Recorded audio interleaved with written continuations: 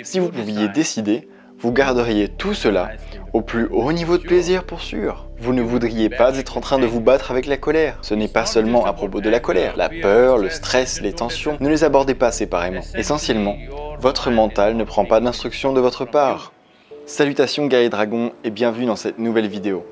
Aujourd'hui, je vais laisser parler de Sadhguru qui va nous montrer que la colère est un choix, qui va nous montrer que bien souvent, on choisit de vivre des états intérieurs négatifs plutôt que la paix, plutôt que la joie et la bonne humeur. Alors je te laisse avec Sadhguru et nous on se retrouve juste après. Namaskaram Sadhguru. Ma question est, que sommes-nous supposés faire lorsque nous sommes en colère? Et comment faire avec une colère profondément ancrée? Ça dépend qui est la victime.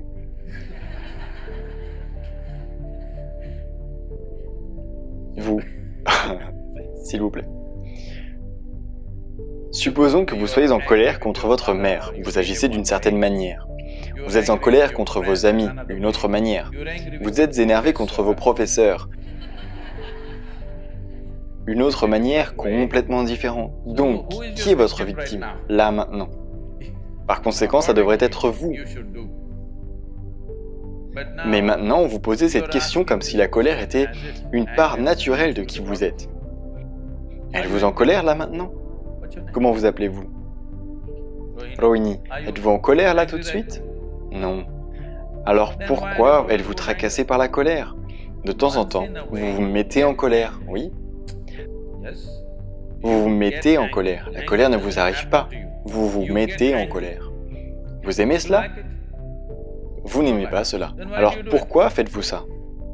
Peut-être que toi aussi tu souffres de ta colère depuis des années.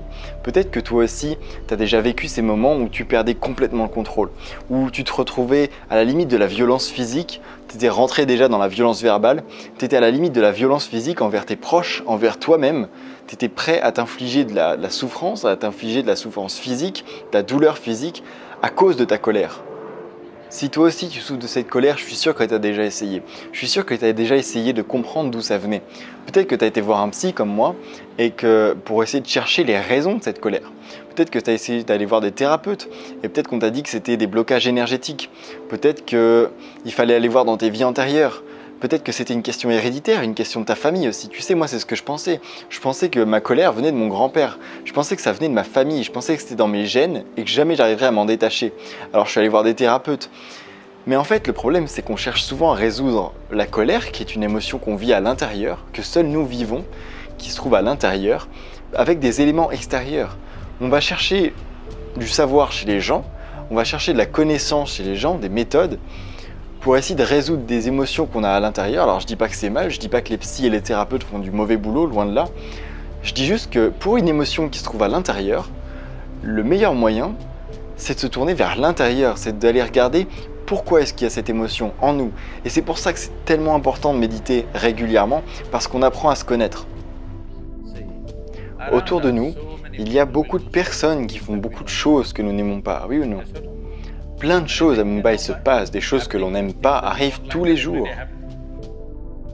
Mais au moins, à l'intérieur de vous, seul ce que vous voulez devrait arriver, n'est-ce pas?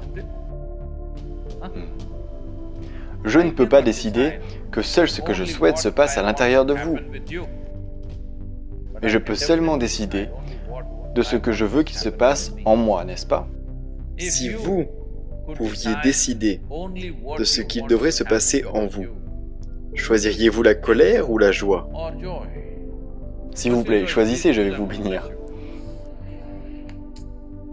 Vous voyez, vous voulez le plus grand niveau de plaisir pour vous-même, n'est-ce pas? Alors pourquoi une telle chose n'arrive pas? Comme je l'ai dit plus tôt, vous n'avez pas lu la notice d'utilisation. Toutes ces fonctions n'ont jamais été regardées. Ne prenez pas l'exemple de ces personnes qui sont passées par là quelques années avant vous. Comme « non, non, non, ma mère aussi était comme cela, ma grand-mère aussi se mettait en colère, alors je me mets en colère. » Elles ne devraient pas être les lumières qui guident votre vie. Je veux que vous regardiez cela. Vos pensées, vos émotions et votre corps devraient se comporter comme vous le souhaitez, n'est-ce pas? Si quelqu'un peut décider de ce qu'il devrait se passer en vous, c'est de l'esclavage ultime. Ce qui se passe autour de vous, peut-être que nous pouvons le décider, mais personne ne devrait décider, excepté vous-même, de ce qui se passe en vous. Si vous pouviez décider, vous garderiez tout cela au plus haut niveau de plaisir pour sûr. Vous ne voudriez pas être en train de vous battre avec la colère. Ce n'est pas seulement à propos de la colère. La peur, le stress, les tensions, ne les abordez pas séparément. Essentiellement, votre mental ne prend pas d'instruction de votre part. Pourquoi? Parce que vous ne savez pas encore où est le foutu clavier. On vous a donné un super ordinateur, mais vous ne savez pas où se trouve le clavier.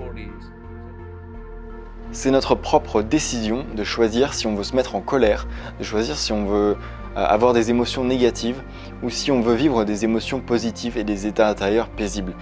Ce choix est entre nos mains. Il n'y a pas besoin d'attendre, de trouver des causes à la colère, des causes qui remontent peut-être à une vie antérieure, il y a 567 ans. Comme le dit très bien Eckhart Tolle, le passé n'a aucun pouvoir sur le moment présent. Laisse-moi répéter ça.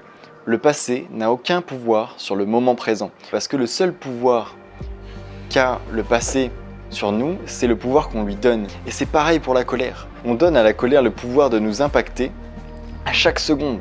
Parce qu'on n'en a pas conscience, parce qu'on ne prend pas conscience de notre réel pouvoir, on ne prend pas conscience de notre réel potentiel à contrôler, à maîtriser nos émotions. On se laisse contrôler et dicter notre vie par nos émotions, par nos pensées, sans avoir la moindre conscience et sans avoir le moindre contrôle. Reprendre le contrôle, c'est ne plus donner le pouvoir à la colère d'impacter ta vie aujourd'hui. Alors bien sûr, tu vas te mettre en colère, bien sûr, tu vas continuer à vivre des émotions négatives. Je ne te dis pas que tout va s'arrêter le jour où tu vas commencer à méditer ou le jour où tu vas commencer à travailler sur tes émotions, c'est pas possible. La colère est un choix. La colère est un choix et c'est en changeant nos comportements, c'est en faisant le choix de changer nos comportements face aux situations qu'on vit, qu'on réduit la souffrance causée par la colère. Si jamais on répète encore et encore et encore les mêmes schémas, forcément, on souffrira encore et encore et encore. Ça demande un entraînement régulier, un entraînement permanent, ça demande d'apprendre à se connaître et ça demande une certaine rigueur, une certaine autodiscipline pour apprendre à vraiment travailler sur ses émotions et apprendre à ne plus souffrir de sa colère. Mon objectif avec cette chaîne, c'est que toi, tu ne souffres plus de ta colère. C'est que ta colère ne soit plus un fardeau. Alors le choix est entre tes mains et ça commence ici.